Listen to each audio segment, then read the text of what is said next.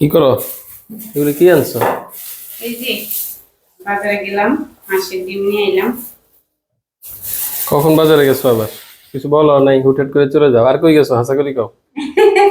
কই যাবো, ভাবছি সবসময় তুমি বাজার করো। আজকে এই যেহেতু এই ফেসবুকে ডিম টাকা পাইছো পাই, কই? তাইলে একটু বাজার করি।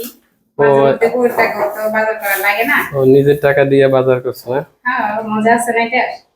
নিজের হ্যাঁ। ইনকামের টাকা দিয়ে বাজার করলে অনেক ভালো লাগে। আর কি কি কিনছো?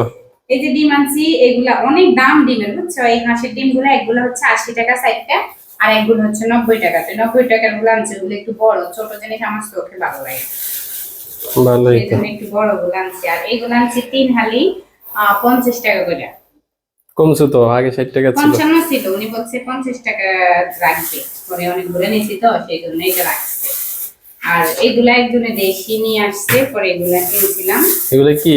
এগুলা হচ্ছে তোর নাম কি বলো দেই, পারো নি? কেউ বলে সিনাল, কেউ বলে ধুন্দুল, এক একজন এক একটা কেউ বলে। তরিও বলে। কেউ একদম কচি তরি বলে, কচি, হ্যাঁ। একদম গাছের দেশি। দেখছে একদম, মানে ছিঁড়ছে মাত্র, এই যে কষ বাইরেতেছে। আর হুম। একদম কচি কচি। তো রান্না করছো কখন? আসছো কখন বাজার থেকে? আল্লাহ, আজকে সপ্তাহ আগুলো হয়ে গেছে জানো। রান্না করতে চাইছিলাম মুরগি, পরে মুরগি কাটা ছিল না। পরে ভাবছি যেহেতু মুরগি নাই, তাইলে এমনি রান্না করি। পরে অন্যান্য রান্না করছি, দেখাচ্ছি দাঁড়াও। তাই? এটা ভালোই। হচ্ছে আমি ওই যে ইসুপ গুল আনছিলাম সকালবেলা খাওয়ার লেগে। ইসুপ গুলের তো সাথে এই একটু আনছো কাকু? এটা একটু, এটা কেজি কত তুমি জানো? 260 টাকা কেজি। মাত্র? আধা কেজি নিছিলাম, আমার টাকা সব শেষ হয়ে যায় না। তো খায়ও না, টাকা জমা। আর এখানে হচ্ছে 50 টাকা।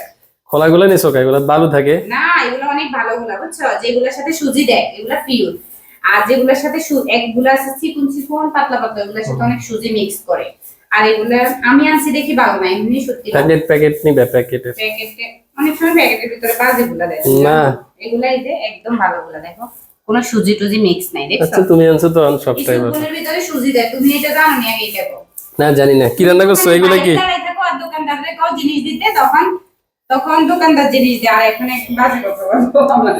আর কি আনছো দেখি? আর এগুলো আমার মেয়ের জন্য হচ্ছে বাদাম টাদাম এসে এগুলাকে ব্লেন্ডার করে খাওয়াবো, যে ওগুলা মেয়ের খাবার আর কি। এগুলা অল্প অল্প নিয়ে আসছি যেন তাজা তাজা খাওয়াইতে পারি। এই যে এখন 7-8 দিনের জন্য করবো এগুলা।